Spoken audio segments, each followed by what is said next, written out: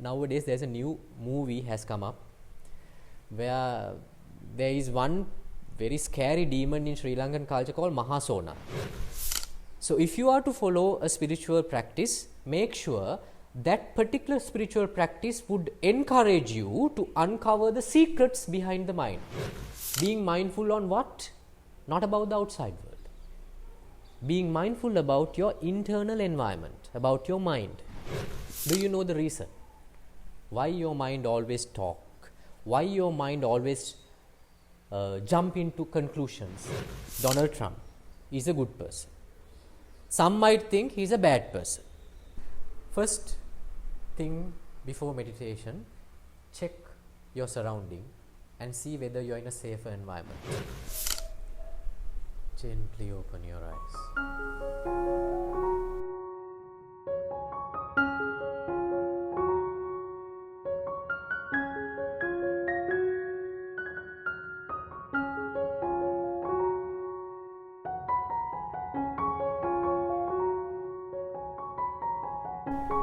So good morning everyone.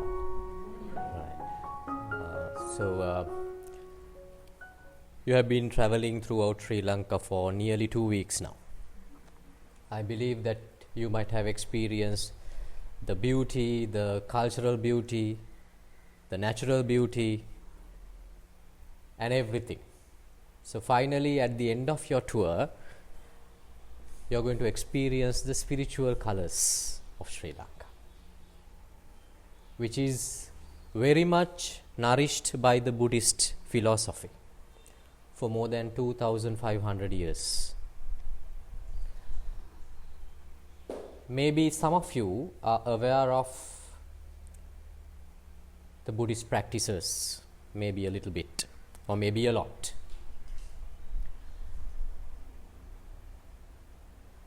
But I am pretty much sure many aspects that you have seen in today's world are basically derivations of what Buddha said, not really what he taught as an essence. It happens because of the time. I will give you an example. Now, if I describe one Buddhist concept using this hall itself, now you can see there are two entrances to this location. Either you can enter from this door or there is a wider door behind you. Right? Imagine a person who is trying to crawl into this place without using these two doors, either by using these small narrow windows or either by through the roof. Imagine a person. What will happen to him if he tries to crawl in to this particular place without using the proper doorways? He will get stuck. Sometimes he might get injured. Right? So if you do not use the natural access, the natural path which is there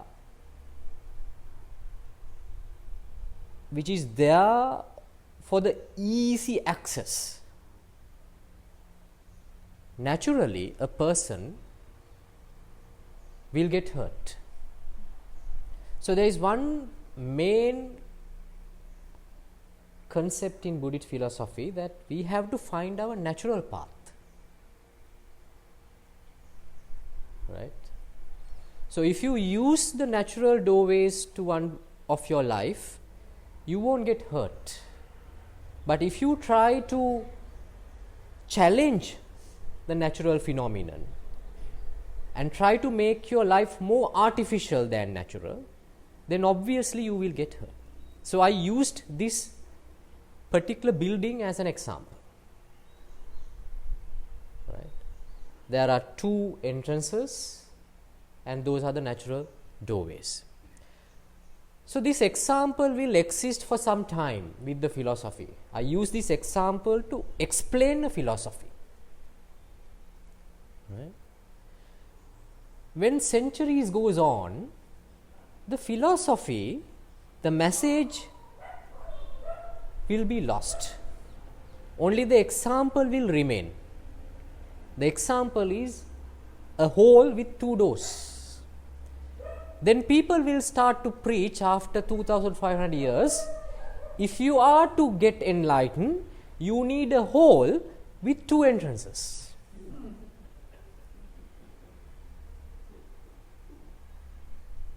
Can you see? That is what has happened to any philosophy, not only the Buddhist philosophy, maybe the Christian philosophy, maybe the Islamic philosophy. That is what has happened to any philosophy, and that is what will happen to any philosophy when it goes on with the time. So now we have to be more analytical in order to decode these messages which are hidden in examples. So explaining something using examples is somewhat safe, because even after centuries, people with wisdom can decode those messages and get the pristine message out. If you are familiar with the Holy Bible, you could see Jesus had used many examples to describe his message. Almost with all the philosophical content is combined with an example. What is the reason? Because any person with a brain would know after time the message will be lost, but the example he had given will be preserved for centuries, for millennia. Therefore, even after millennia, a person with wisdom would be able to encode the message. So that is why I wanted to tell you, even though you are familiar with Buddhism, the Buddhist practices, most of those practices and examples are preserved, but the philosophy is lost. Right. So in essence, there is no magic in Buddhism. For some people, it is okay to say it is pretty much technical and analytical, where Buddha said, yes, we do suffer mentally. He was not worried about the physical suffering. He dedicated that part to physicians to deal with, but the mental suffocation. He wanted to uncover the reasons for mental suffocation. So he did his research for nearly 6 years, spiritual research for nearly 6 years after abandoning his kingdom, abandoning his lay life, being an ascetic. He did a research for 6 years and found out a very interesting theory. We do suffer mentally not because of anything, but we do not know how the mind works. Because of that lack of knowledge on the chemistry of mind, people tend to suffer with the mind. If you know the chemistry behind the mind, it is less likely that you would suffer. Simple as that. So if you are to follow a spiritual practice, make sure that particular spiritual practice would encourage you to uncover the secrets behind the mind. Nothing else. No mumbo jumbo. If any spiritual practice or any spiritual teacher would encourage you to go beyond something which is not analytical, not rational, and would encourage you to go towards a belief system, believe me, that is not a spiritual practice but a religion. Yes, it's a religion. Right.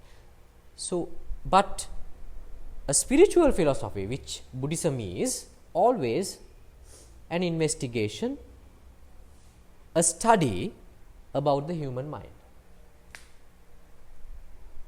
Right? Then he introduced a practice called mindfulness as the only doorway which one can uncover the secrets behind the mind. Being mindful on what? Not about the outside world. Being mindful about your internal environment, about your mind. What is happening there, you study. You observe, you study. With every incident in your life, with every experience in your life, basically throughout your life, if you study what is happening inside, what is happening within, that is mindfulness. So you had a lovely 14 days to practice mindfulness, because now you are in a new country, you are on a new earth with new set of people, in a new culture, new flavors, new colors. When you are experiencing something new, your mind shows vibrancy there. It is not like that you are seeing your day-to-day neighbors, the neighbors that you see every day. It is not like that you are in your workplace which you are suffering for 20-30 years. It is not like that you are experiencing relationship which you are like suffering for 60-70 years. Here it's a new relationship, new people, new flavors. When you experience something new, your mind plays magic with it. Different colors, different reactions, different responses. It's a good moment for one person to be mindful and observe it. Therefore, in any spiritual practice, in any spiritual life, you might have seen that they were nomads. Jesus, he was a nomad. Buddha, he was nomad. He had temples all around India, but he never stayed in one place more than a month. Maybe certain occasions, maximum 3 months. He travels. Every spiritual master, every spiritual practitioner is a traveler. They had a nomadic life. Why? When you travel, you get new experiences. When there are new experiences, there are more opportunities to study the mind. So it was a very good thing. It's a blessed journey that you had in Sri Lanka for 14 days. And I would encourage you to travel until you die. It's better to die in the midst of a travel rather than in your house, right? Because when you travel, you gain a lot of experiences. I say this from my own experience because I have been traveling, maybe not as much as you, but I have traveled more than 26 countries. And even in Sri Lanka, I travel every day because there are parts which I have not seen in my entire life. I do hiking, I do bushwalkings with people mindfully, because I want to gather new experience and see and put my mind in new places with new people and see how it would react in order to study it. So it's a very simple process. Being mindful means you observe how your mind works with different experiences. Do you understand? And then at the end of this session, I would introduce you to certain practices which will help you to develop your mindfulness. By being mindful, there is one very important fact which one can discover in its own mind. For many people, that nature of the mind has become a problem as well. I am talking about this talking mind. We always have this talkative mind. It talks all the time. If I ask you to sit somewhere and stand still and to meditate or maybe to relax, physically you will relax, but mentally it is always talking. It's chit chat, right? Well, believe me, that is not a bad thing. You will be really worried if it stops talking to you. Right? That is the moment that you are going to get frightened, right? So it's always better that it talks to you. Here we are not going to, I'm not going to introduce you a way to stop the mind, the talkative mind, but we are going to analyze why is it happening like that? Why does it talk that much? Why? The chemistry behind it. Do you know the reason? Why your mind always talk? Why your mind always jump into conclusions, judgments about people? Why? It is because of a fundamental nature of the mind. The mind has a quality called duality. Duality, right? This principle of duality in the mind has been described in many philosophies in the Eastern world. I'm not sure whether they have discussed in the Western world much, but in Eastern world they have identified this for centuries, that there is a duality in mind, right? When we experience something, right? Now this is a new experience. You are seeing a Buddhist monk teaching mindfulness, right? You are experiencing me for the first time, right? I am pretty much sure you might have already judged me, right? Or maybe not. Even though you are not judged, you have developed an opinion, not a judgment but an opinion or an idea, right? Now let's reverse engineer and see. Now you are in an opinion or idea or a judgment. How did this judgment came? We'll reverse engineer and see. Before the current situation, the opinion, idea or the judgment, you had facts inside. Based on the facts, you came into a conclusion, opinion or a judgment. One step before the judgment, opinion, conclusion, you had facts. Before the facts, what you had? We are reverse engineering now. Before the facts, you had perception. You were perceiving things. How did you perceive? There are 5 ways, fundamental ways that you can perceive. Those are the 5 senses. From your eyes, you saw me. You saw my colors. Dark skin, wearing something rubbish. I don't know what it is. Right? And he has shaven his hair. Those are the observations. And then through the ears you can hear me. He can speak some English. Yes. And he is telling about philosophy. You can hear me. And then you can smell the ambience. Maybe the flowers, maybe something which you can smell. And also you can taste something. In the morning while you were having the breakfast, you might have tasted maybe the Sri Lankan cuisine or Indian cuisine. You've been flavoring it. Those are the 5 ways that you can gather, that is the way you perceive this world. So final point was the opinion, judgment or the conclusion. Before that you had facts. The facts were gathered using perception. Right? Are we clear up to that point? Then you had perception. From the perception you had a collection of facts. From the facts you came into a conclusion.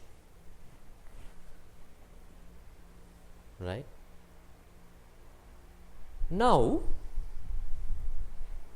what if somebody says, or you had the wisdom to realize what do you perceive is not real? I know that Yet you do not know, you don't have that understanding. You think what you perceive is real. That is why you develop facts based on those. If you knew that what you perceive is not real or non-real, definitely there is no point of developing facts. Why? How can we develop facts based on non-real situation? Right? You have to be a fool to develop facts based on unrealistic things. Right? And if your facts were based on something which is not real, what is the point of coming into a judgment or a conclusion or opinion? There is no point.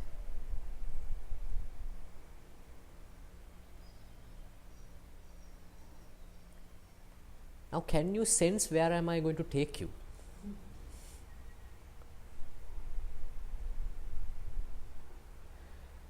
If you have developed judgments, opinions, ideas, ideologies about your human experience up to now, all those opinions, let's name some. You believe that you are an American, right? That's an idea. You believe you are a woman. You have an idea that you are a man. All those things are opinions, ideas. You develop it based on facts. Those facts were derived from your perception, thinking that what you perceive was real.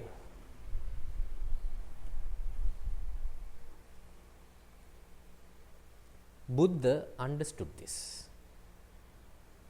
Every opinion, every conclusion that we have now about ourselves, basically the idea about myself, the idea about I, who am I, is based on facts derived from perceptions, unfortunately, which were not real.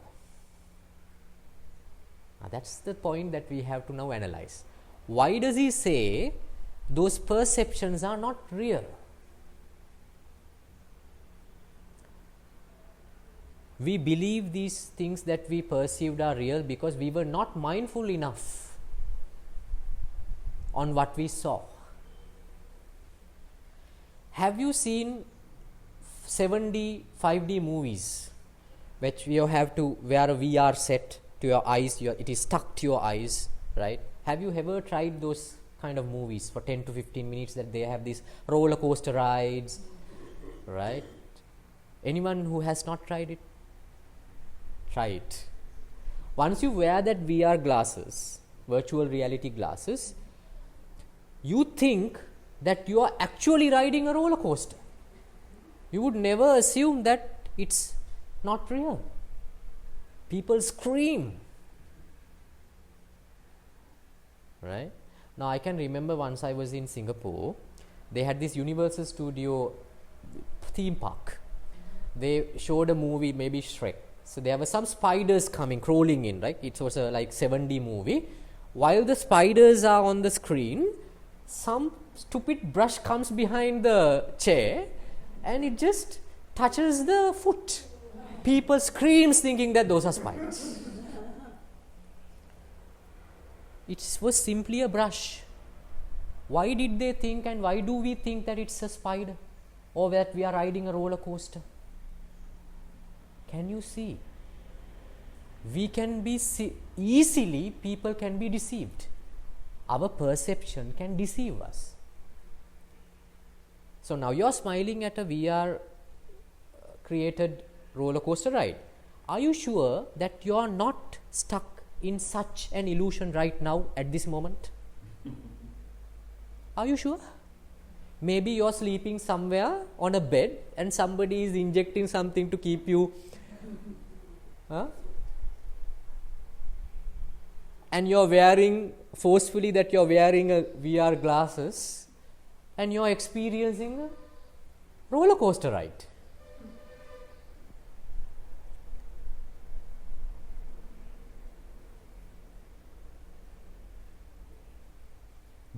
based on those experiences that you are gathering through that roller coaster ride, you create facts. Based on those facts, you have created opinions. How stupid are we? In spiritual philosophy, that those opinions are called, creating such opinions are called ignorance. Ignorance. And we scream, we laugh, we cry. Based on what? Based on those opinions that we have created, based on facts which were totally illusionary.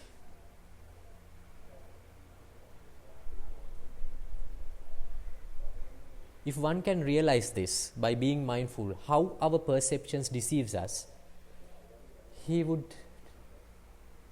I can't say he would laugh or he would smile.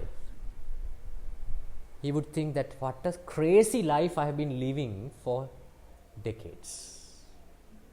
Crying over things, laughing over things, smiling over things, getting angry over things, being modest over things, being envy over things. Those expressions were total futile.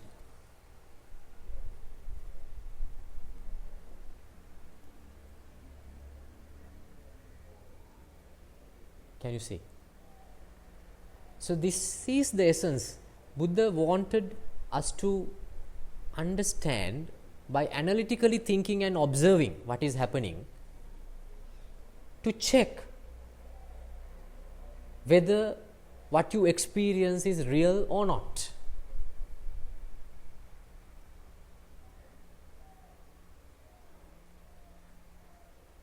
That's the spiritual practice.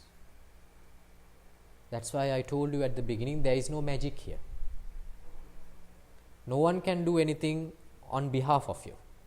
It is you who should analyze this and come into realization. Knowing that is known as enlightenment. That's enough. That's it. Then you become godlike. Why? You know that you create your own world and you experience it, and you are the one suffering with it by your own creation. I will give you an example. Now in Sri Lanka we have different types of demons. I am pretty much sure in Western world the demons are not like Sri Lankan demons. Right. Nowadays there is a new movie has come up where there is one very scary demon in Sri Lankan culture called Mahasona. He has a, his head is like bear-like, body is human-like, head is bear-like, right? The story is about that Mahasona goes to Europe, and it's a some event happening with vampires. Who is that? Dracula, with Dracula, right? You have seen Dracula movies, very scary, right? And I give you a piece of paper and some thing to draw on, and give a pencil and some colorful pencils, and ask you to draw a Dracula, which is the most scariest way possible, and you draw it. And then I show you your own picture and ask you to get frightened of it. Can you be frightened of your own creation? Can you get frightened of your own drawing of Dracula? Highly unlikely, because you know that you drew it. But the Dracula movie that you see in a theatre is also another creation by a director. When you go into a theatre, you get frightened to that creation. But would you think the director would get frightened of his own creation?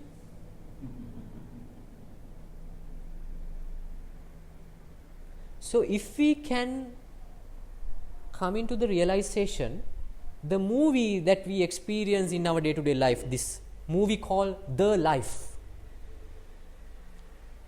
is directed by myself, produced by myself, and the main actor or actress is myself. you won't get frustrated with that movie.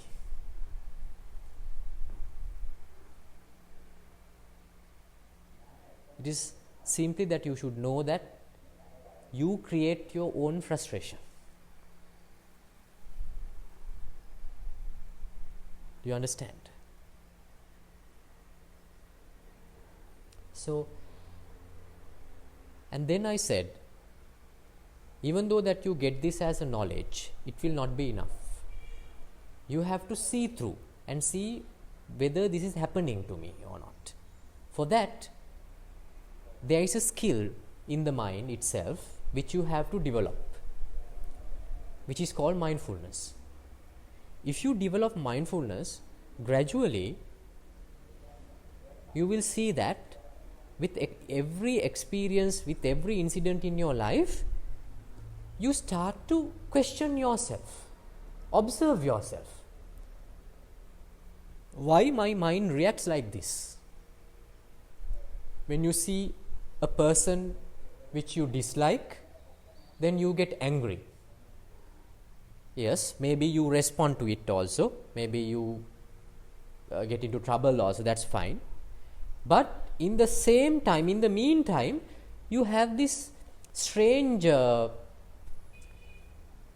environment within that your mind questions, why am I angry with this situation? And that is mindfulness.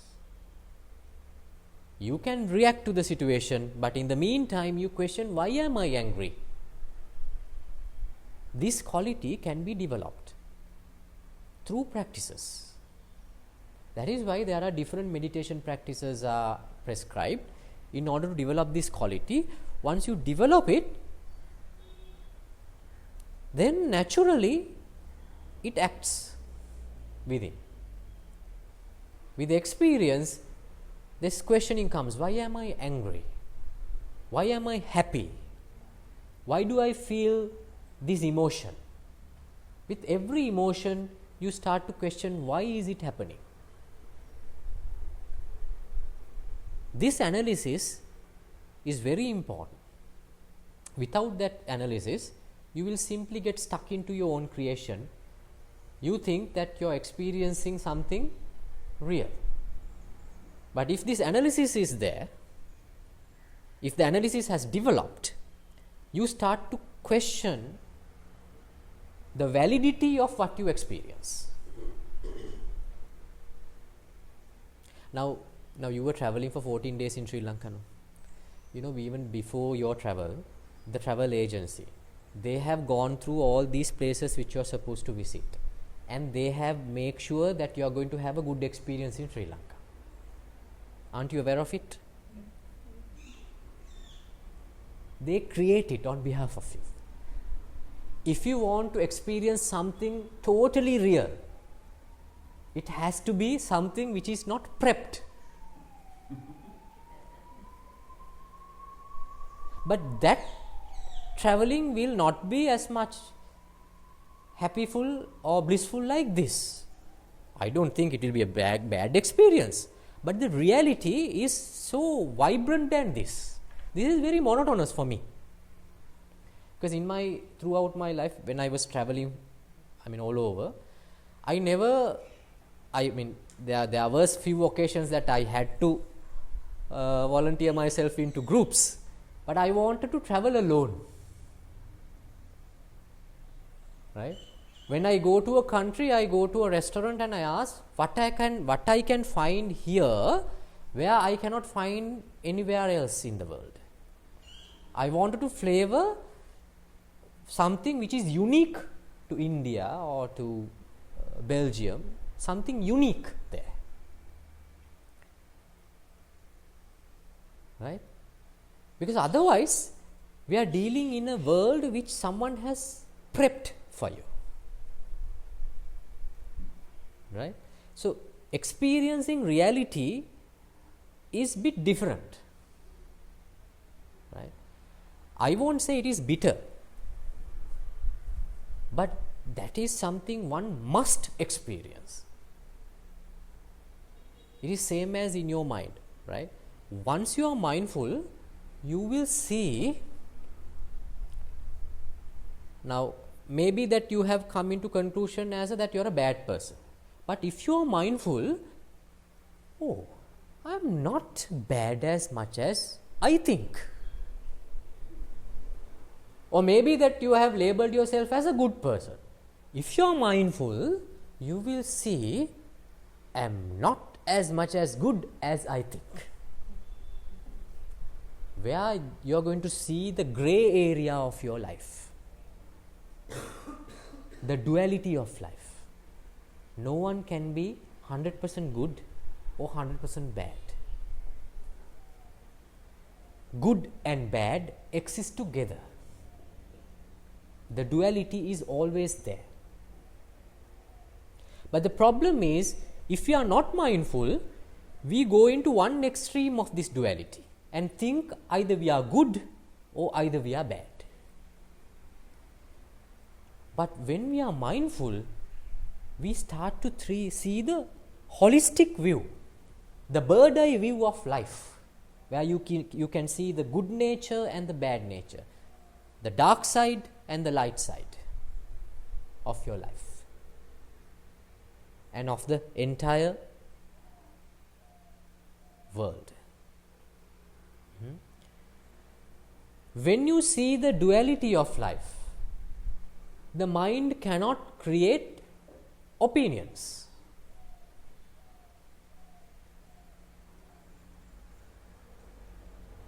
Now, when you see a person for the first time, if he or she treated you well, greeted you well, your mind will come to an opinion saying he is a good person.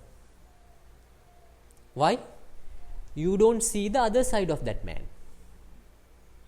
Why? You are not mindful. But if you are mindful, simply by one experience, you won't judge a person. You always leave some space to experience the other half of it. You take the person as himself without coming into any opinion created by your facts. So when you know that person is always a mixture of both good and bad, when a person do something good to you, you will appreciate that, right? But you won't be much happy also, because you know that there is a chance he can be bad to me as well.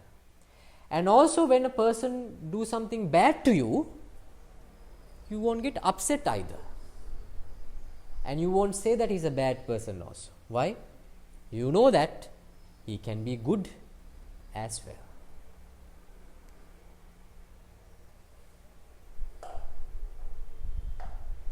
And only if we jump into a conclusion by believing that one extreme out of the duality is the truth, our mind start talking and creating opinions on that.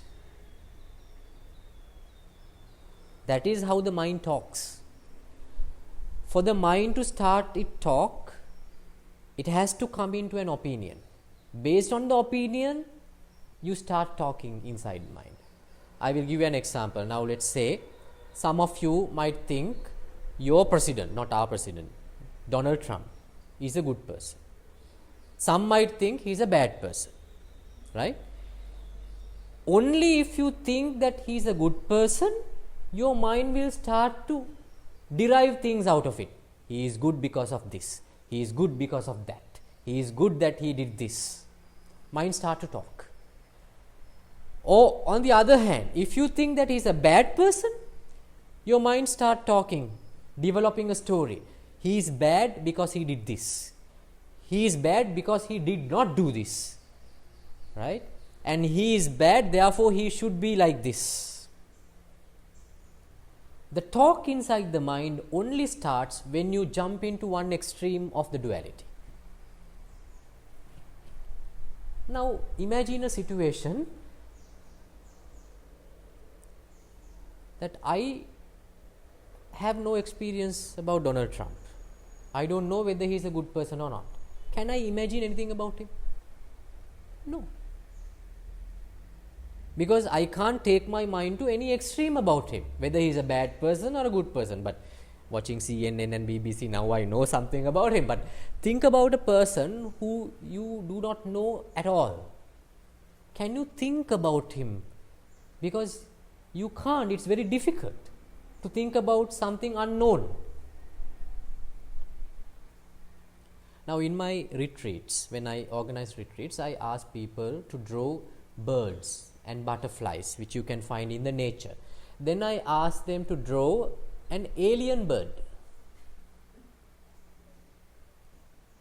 And I instruct them that those birds should not have any feature of a bird that you have seen in the world. Then now they are in a dilemma. They can't create it. It's very difficult to create when you have no opinion about something. Now you can think about birds because you have seen birds. You know that they have feathers, you know that they have wings, they are two-legged, they have a beak. If I ask you to think about a Sri Lankan bird, even though you haven't seen a Sri Lankan bird, you have the shape of the Sri Lankan bird. It should be a bird which you have seen in US.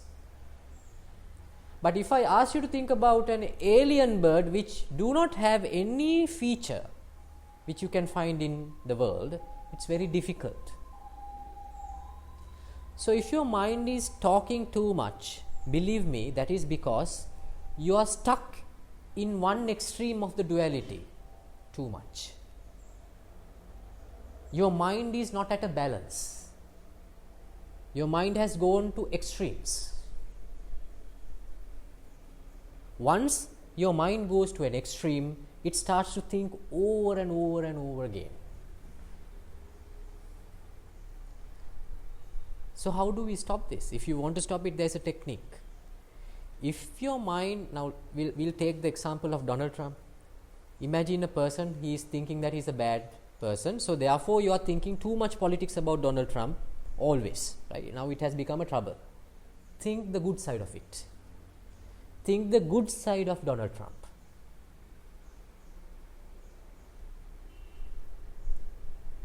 When you are in one extreme, let's say that you think that one person a bad person, if you show the good qualities about him, your mind comes to a balance. Your mind has a lever inside, that old balance where you can put one weight to other side. When you go to extreme, the balance goes down on one way. So you have to balance it out by putting some more weight to the other side.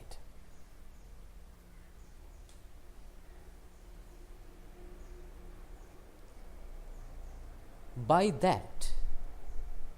doing that, you can come to a peace in mind where your mind stops thinking too much. Overthinking will be reduced. Right. But if you do not know that this is how your mind works, unless that your mind always start talking because it goes to an extreme, right? You will never be able to achieve the bliss that you are seeking for. The only way that you should know how your mind works. Do you understand? So now I told you that there are different exercises which we have, right? Which will help you to develop the mindfulness. There is one particular method which I want to introduce which I introduced to most of the people, but it needs a certain dedication, right? Where I ask, if someone wishes to develop mindfulness, at least dedicate 60 minutes in one's life for that, right? And do it early in the morning, right after you wake up, right? Those 60 minutes, you have to divide it into 3. the first 20 minutes you do some physical exercise and warm up your body for 20 minutes. Then the next 20 minutes you can sit in any position you like, and gently by closing your eyes, you don't try to focus on anything, but you observe what comes to the mind. It's a very simple exercise. It's not hard. You observe, you become an observer. Once you observe what happens to the mind, you will see mainly three things. First part are the thoughts. Thoughts have words, it talks all the time. Thoughts are there. Then emotions are there. Sometimes certain emotions will pop up. Maybe the anger, maybe the lust, maybe jealousy or kindness, compassion. Those emotions will come. Thirdly, perceptions. Sometimes there are no thoughts, no emotions, but you simply smell something, or you will feel the breathing, or you will feel the temperature outside. Those are the sensations. Thoughts, emotions and sensations. You can observe these three things for 20 minutes. Then finally, you wake up from the meditation, you keep a book and put the date and journal what you experienced in the meditation, during the meditation for 20 minutes. You can journal the thoughts, emotions and sensations. If you do this, if you can do this every day, you will realize that gradually the mindfulness is increasing, because you don't have to be forcefully mindful throughout the day.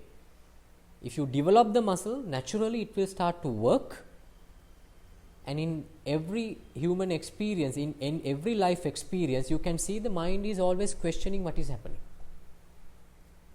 This is something which you can introduce, right? So I believe there are different other techniques also, but before going to a guided meditation, if you have any questions of what I was explaining right now about the illusion and the duality, please raise your concerns. I would love to answer. What are the other 20 minutes? You said 20, 20, 20. Yes. What is the third? Final 20 minutes is the journaling. The journaling. Take some time. You don't have to remember everything, but whatever you can remember, you can write down. Any more questions? Please. If we're talking about the movie with the glass, Yes. you were saying people are scared, this, that. But what if you were watching that movie with watching from outside inside? Meaning I'm outside, I'm not in that thing. Yes. So I'm just watching it as the facts are rolling. Not that I'm sensing it or getting fear. What is that? Good question.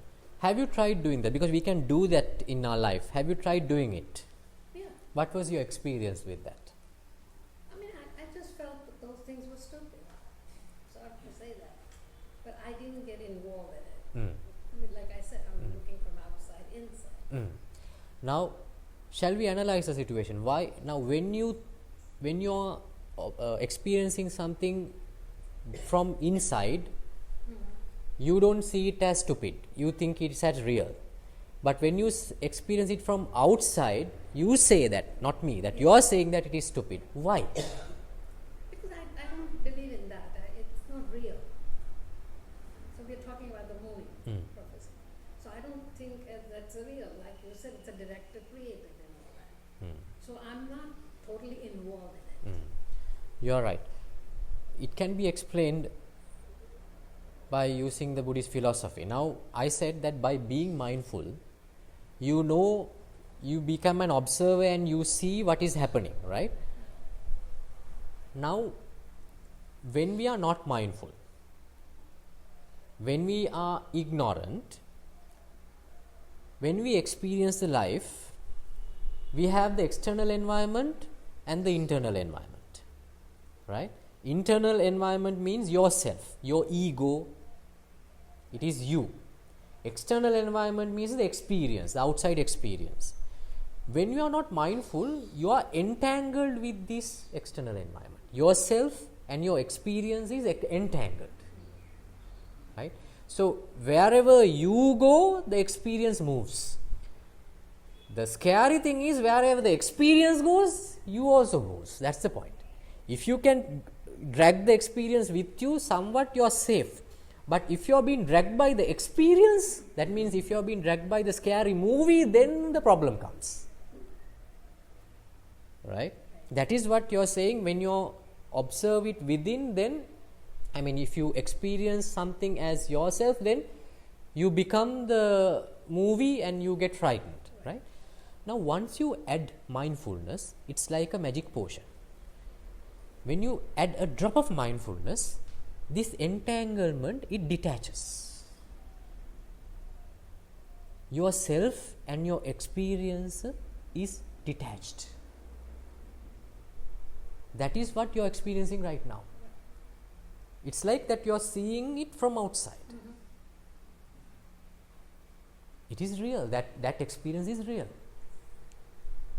Then when you are not entangled, you are here, the experience is here. You are not touched by the experience. I will give you an example for this. Have you been to these magic shows? When you are at the audience, when the magician performs, you get wowed. What if you are the assistant to the magician and you sit behind the magician? You can see all the tricks. What is he doing? Where he is going to get the rabbit out? It's not from, obviously you can't take a rabbit out from a hat, no. It cannot happen. He has to take it from somewhere. But from the audience point of view, you can't see from where that you are dragging the rabbit out.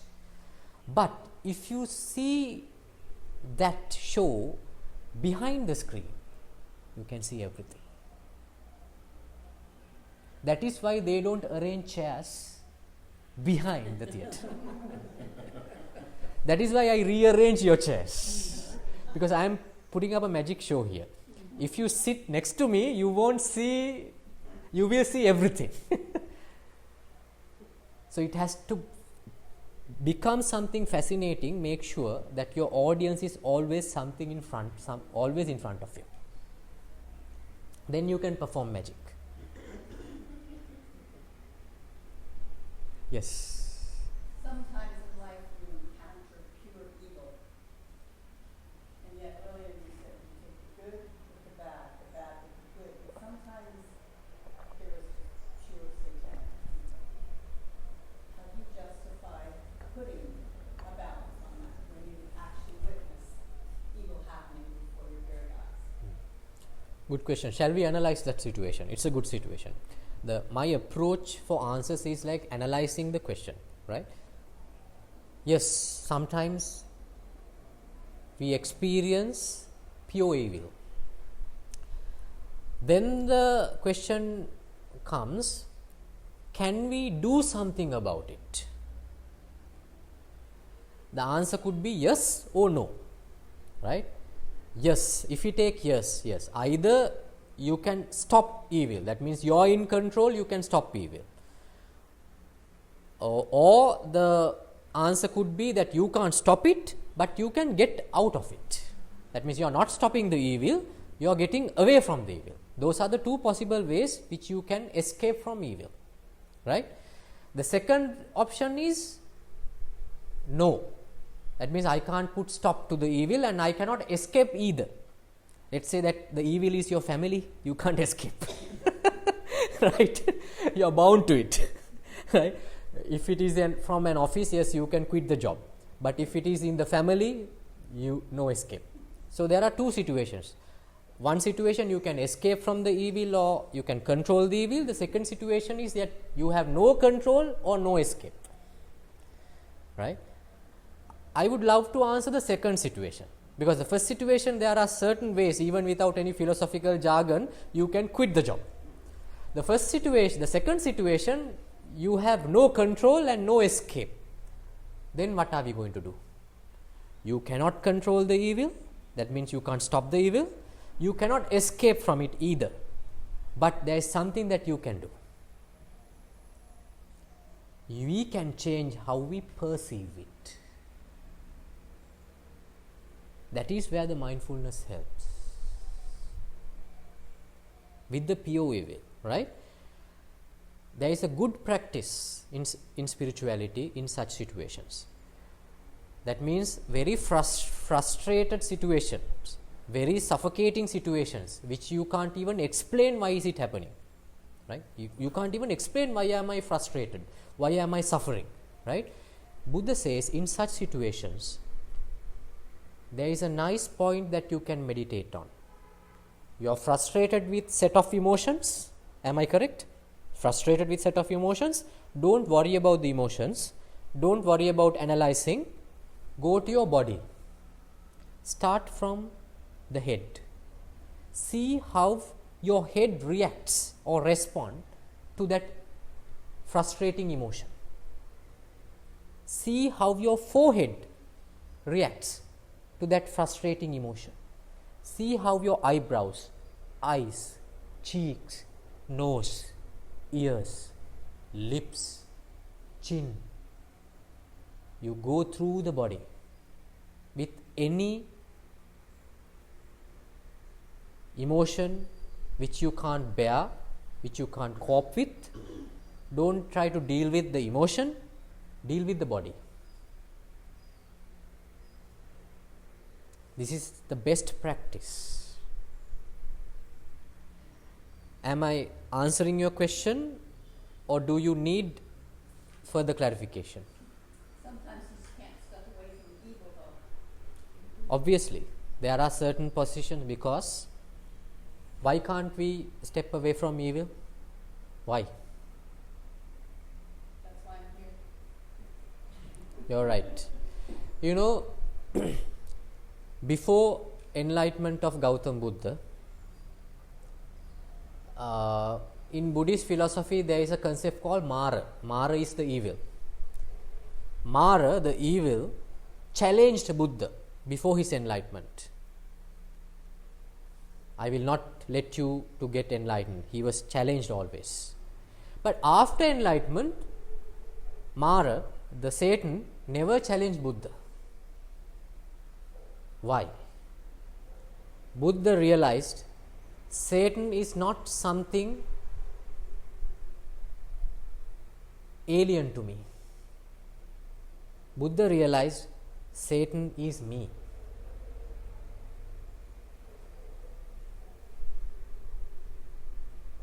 If we try to remove evil from our life, that means we are trying to amputate our arms.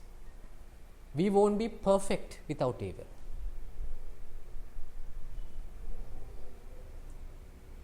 Evil cannot last alone. If we remove evil, non-evil will also be removed from our life. It is the two sides of the same coin.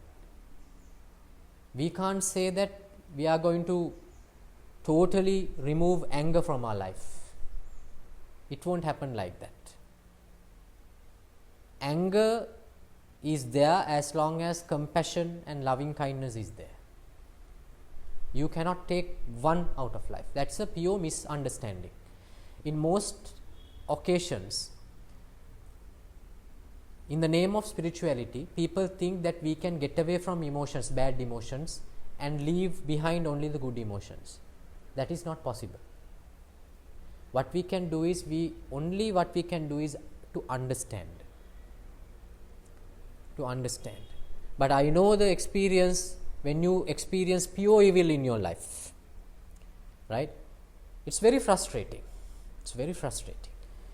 But just try what I said. In such a frustrating situation, if you cannot quit the place, simply go to your breath, or at least to your breath. Go to your body. What is happening to my head? You will feel that it is burning, it is stiff, and you will feel the burning sensation in the forehead or stiffness in the forehead, right? The guided meditation which I am going to do will have something to do with that as well, right? It will be a good relief in such a situation. the best practice that you can do is focus to your body, because there is no other way to escape. Body is the best temple where you can take the refuge of at that moment, because life is reality, right? We have to face it. Now if I say something which is impractical, and it won't work in one's life. The life is not as beautiful as the books written on philosophy and spirituality. Life is too complicated. So you have to find a way practically to face it rather than escaping from it. In spirituality, there is one instruction.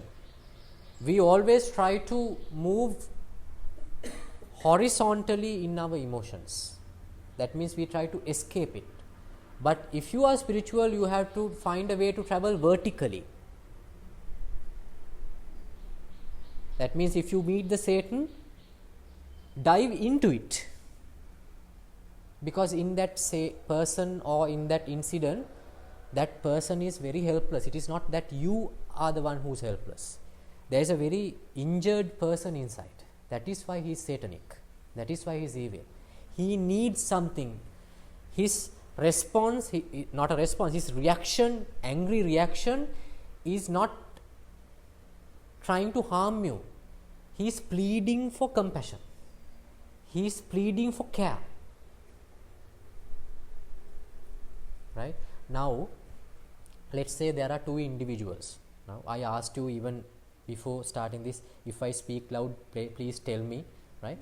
Now, when we are in a closer proximity, I don't have to scream to tell something. I don't have to scream.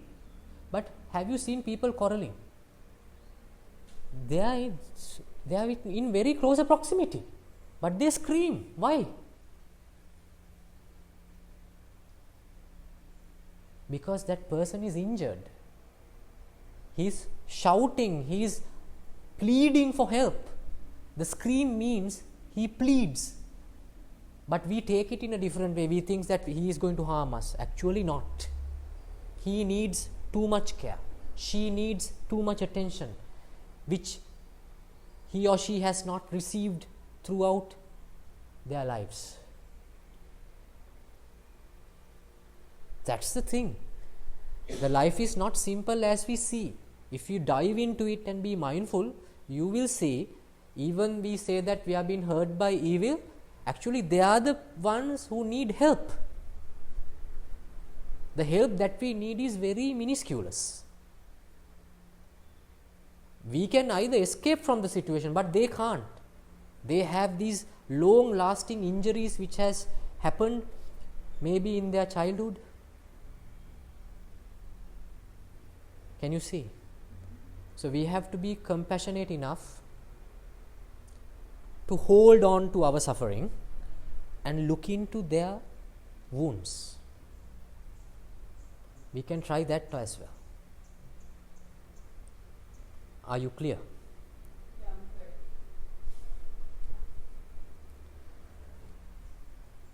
I would love to have some more questions like that.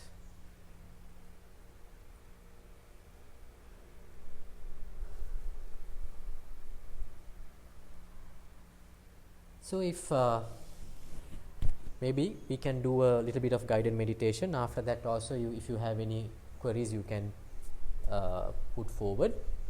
Now here I will tell you what are we going to do. As I instructed before, there are certain situations which are really frustrating in our day-to-day life, right? Even though you start to do this loving kindness meditation, it won't help. Right?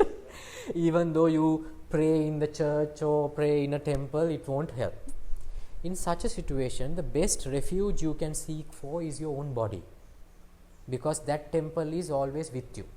That shrine is always with you. You are carrying it until you go to the grave. Even in the grave, you have your body, right? So in a moment where it is very frustrating in your life, if you are dealing with an emotion which is very suffocating, you can go through your body and scan it. Right? Now I am going to introduce you to a practice which is similar to that, where I will take you, because now you are not angry, right? I can't make you angry and do the meditation, right? So if you are angry, let me know. I assume that you are not angry. Right? So I will name your body parts starting from tip of your head, right? When I say top of your head, first when I say the body part, you scan the location. When I say top of your head, you scan the area, surface area. When I say forehead, you scan the forehead area. After that, secondly, I will instruct you to tense. I will say tense. When I say tense, from your mind, you imagine that you are tensing that body part. You don't have to physically do it. From your mind, you tense it. Then I will give you, pause it for like 5 seconds, tense it for 5 seconds. Then I will say relax. Then you slowly relax that part. We will go down like this from top of the head, forehead, eyebrows, likewise. Are you clear? Right. About the posture, it's always now sit in the comfortable way, but don't keep your legs crossed. Try to earth your body as much as possible, and try to find the most comfortable way to rest your hands. Okay, and the most important thing, your chin. Keep your face forward, chin parallel to the floor. Right? If you keep your head like this, if you feel sleepy, your head will tilt like this. Then you can recognize that you are sleeping. Because if you start meditating in this posture, you will never know that you are sleeping. Right? So it's always better to keep your chin parallel to the surface, right? To the floor. Right? And then when you close your eyes, gently close your eyes. Don't squeeze it, right? Gently close. Right? First thing before meditation, check your surrounding and see whether you are in a safer environment. Check whether you are sitting next to a serial killer or someone who is going to kill you once you close your eyes. Right? Your safety is number one. Right? You are safe here. You are surrounded by friends. And then gently close your eyes.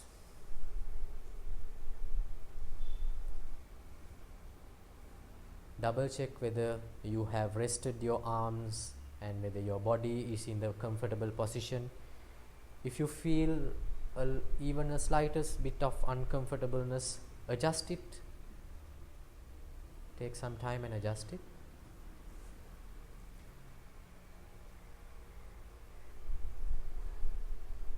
Gently close your eyes. Observe your entire body. For a moment, observe your body.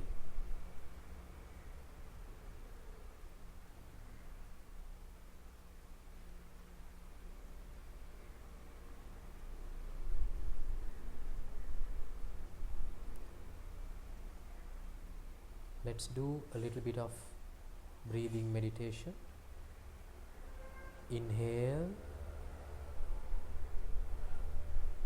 exhale. Inhale, exhale. Inhale, exhale.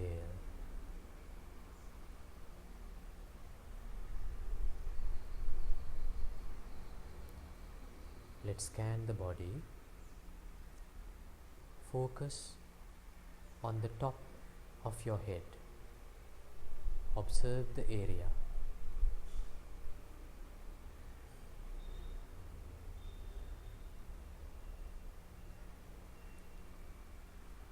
Tense.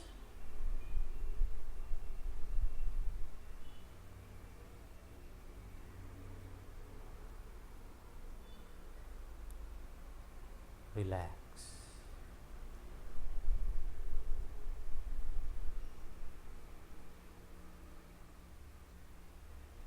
Forehead.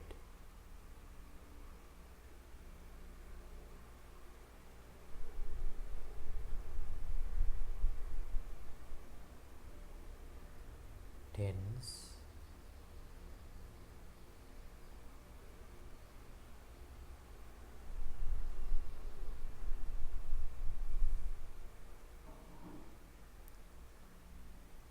Relax.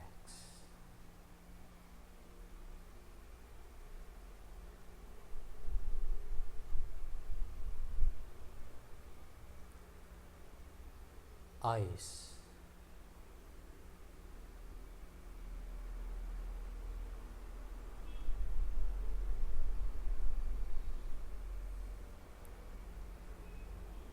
Tense.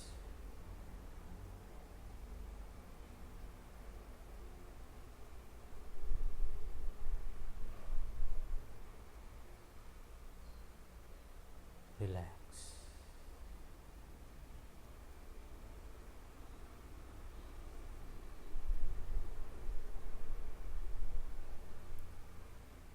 Nose.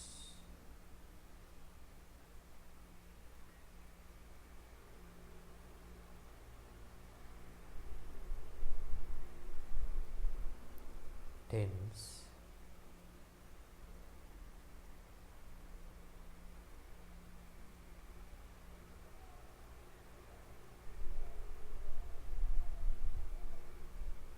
Relax.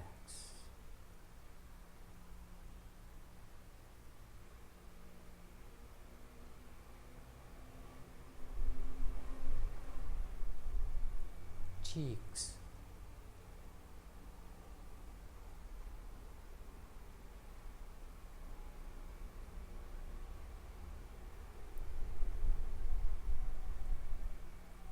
Tense.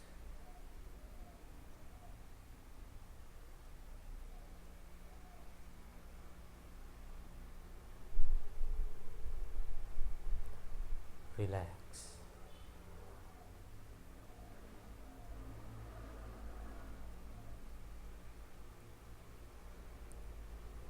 Ears.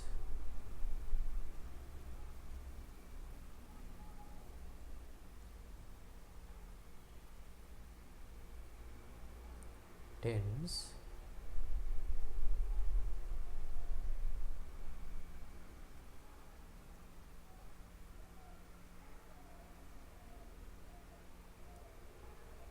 Relax.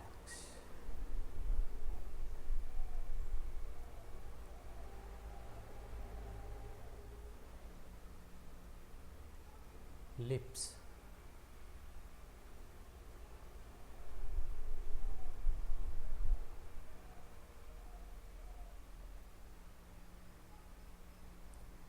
Tense.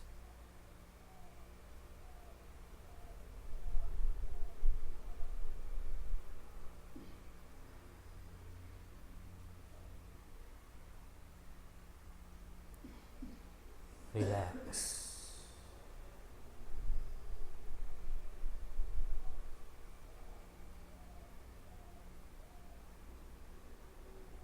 Chin.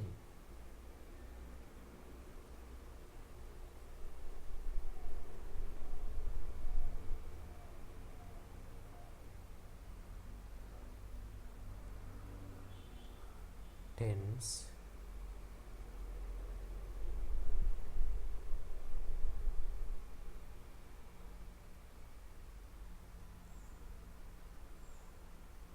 Relax.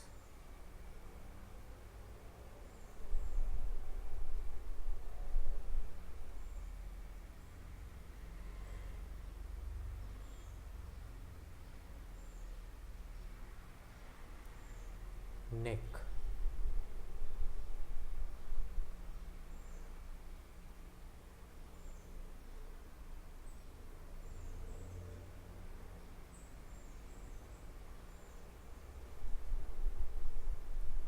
Tense.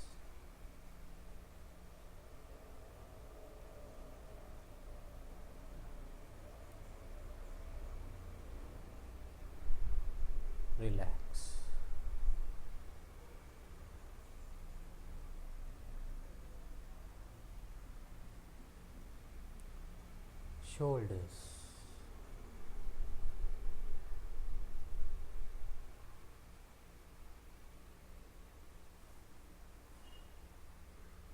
tense,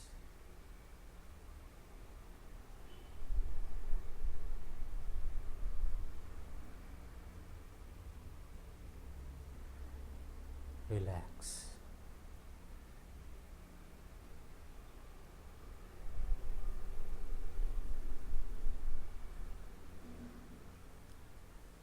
Arms,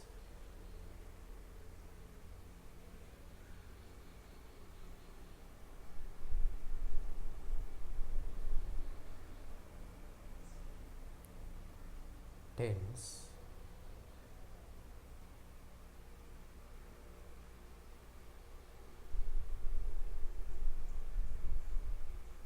relax.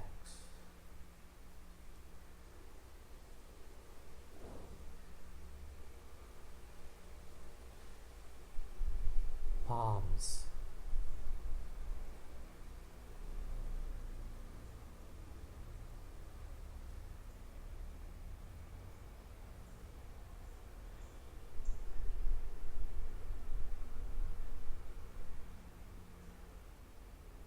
tense,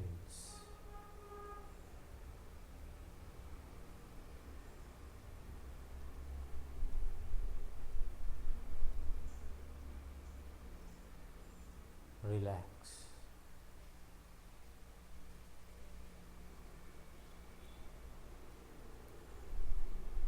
Fingers,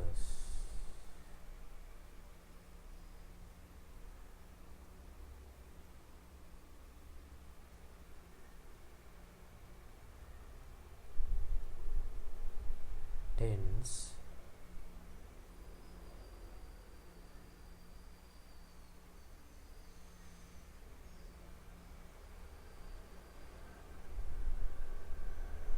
relax.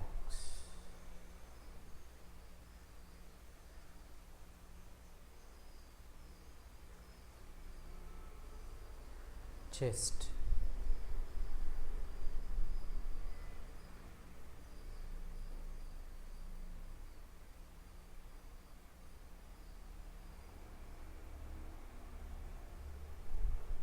tense,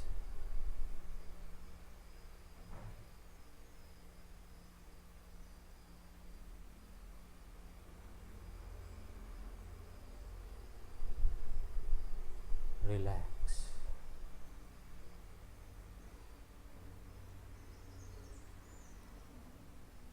Stomach,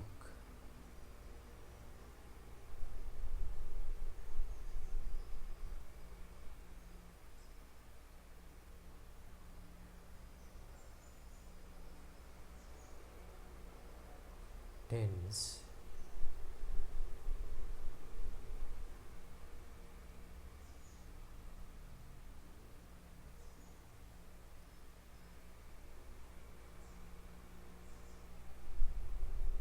relax.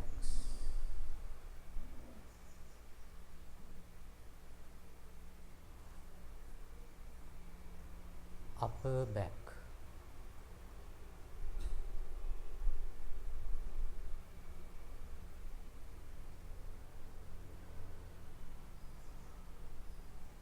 tense,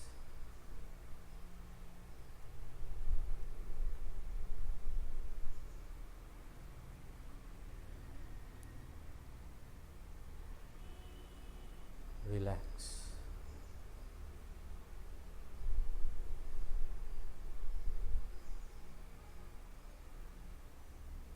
Lower back,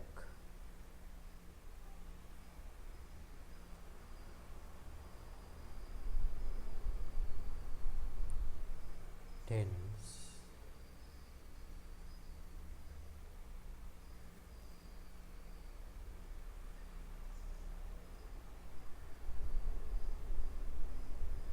relax.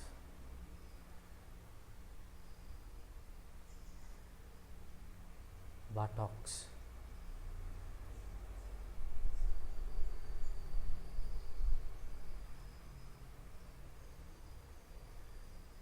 tense,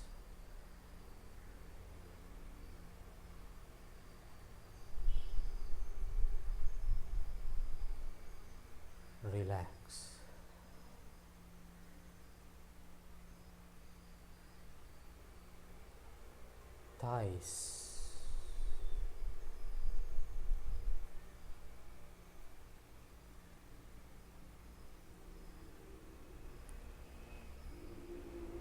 tense,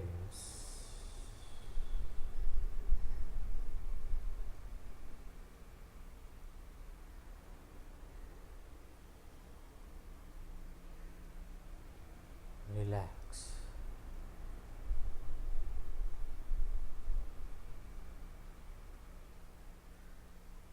Knees,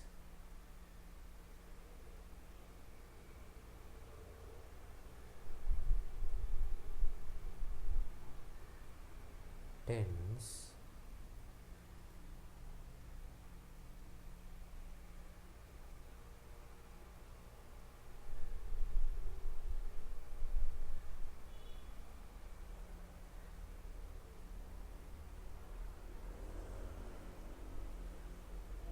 relax.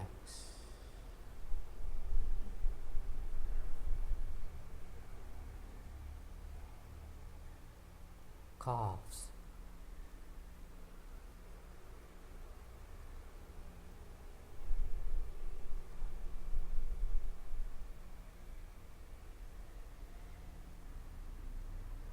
tense,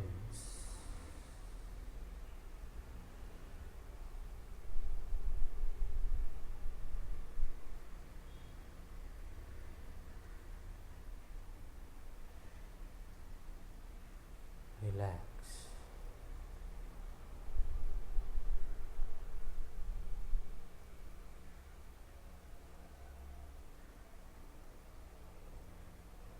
Ankles,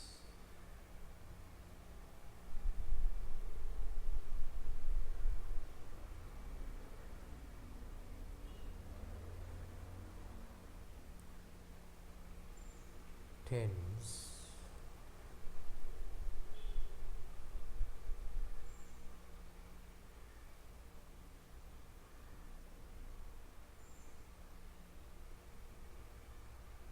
relax.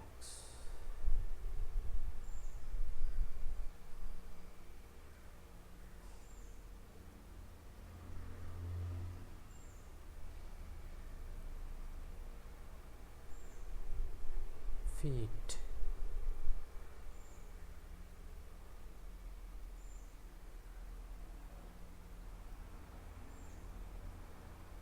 tense,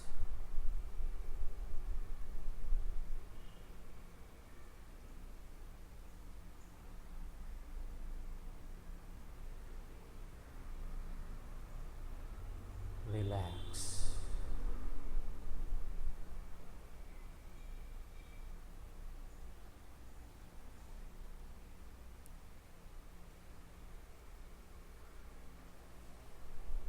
Toes,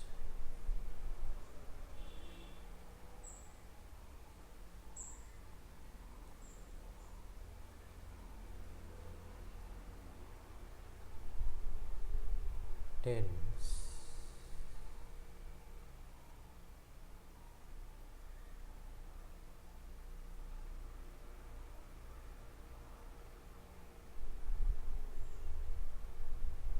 relax.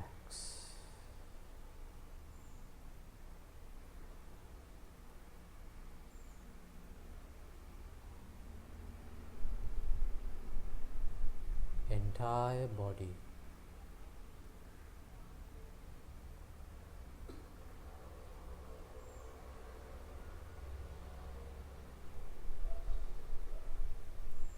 tense,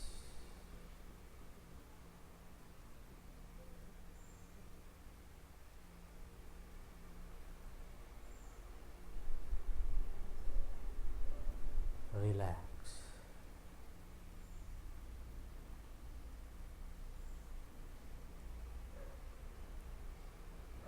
Inhale,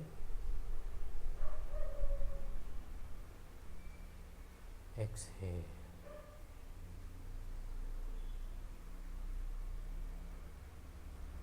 Inhale,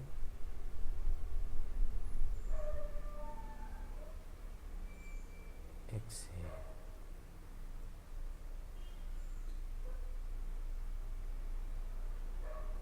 Inhale.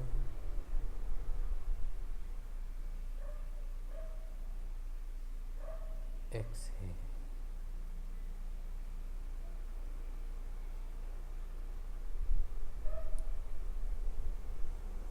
Gently open your eyes.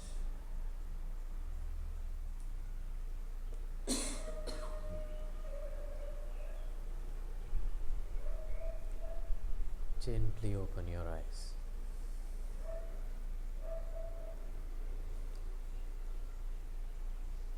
He's meditating too long. How was the massage? So this is a free of charge massage. You can have it every day if you like. You don't need a masseur. You do it by yourself. It's very relaxing. In a moment that you are frustrated with situations and people, is the best place that you can focus on and get relieved of both mental pressure and the physical pressure. So there are different other practices also there. I would like to remind you the one which I propose you to do every day. That means if you can dedicate 60 minutes, 20 minutes you do a exercise, 20 minutes simply observe the mind, 20 minutes you journal what you observed. It's a great relief, and also it will strengthen your mindfulness, which will help you to go within in any situation in day-to-day experiences and understand more and more about the mind. So it's very simple. If you know about your mind, you are safe.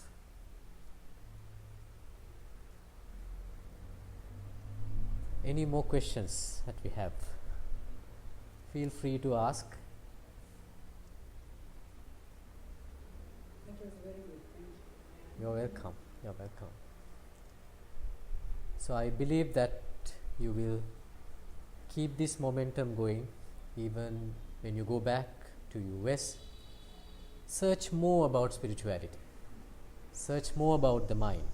It is the best investment that you can do for yourself. I am sure that you have sacrificed a lot of your time and energy on other people, other situations and worldly things. So at least now invest on yourself, and this investment, I believe it will give you more profits than the other investments that you have put in banks or whatever other places, right? So thank you very much for your participation. I hope you will visit Sri Lanka again.